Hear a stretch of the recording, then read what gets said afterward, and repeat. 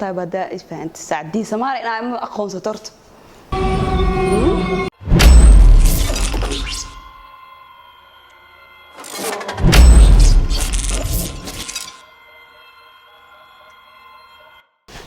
badbaadaysa male farxad aasoo samaysanaysa ani ina idisha cunugeena dishay anaagtaada dalxiis wadanaysa miya wiilkan hadda anaa ka bilaabay wiilkan waxa u dilnaagtaada maalin kasta iga difaacay raanna anaa soo adeegsaday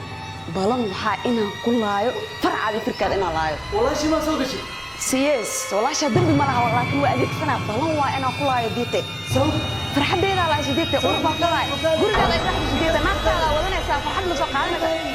ninkan wuxuu ka dabarsaday wax walba ay galto sababtoo maalin walba naagtaada waa dilay inta ma soo gaarnay asaa ay firkaadan war ala xataa oo ku dilaa saqajayo nolosheeda baa soo qasay bas ka taasmo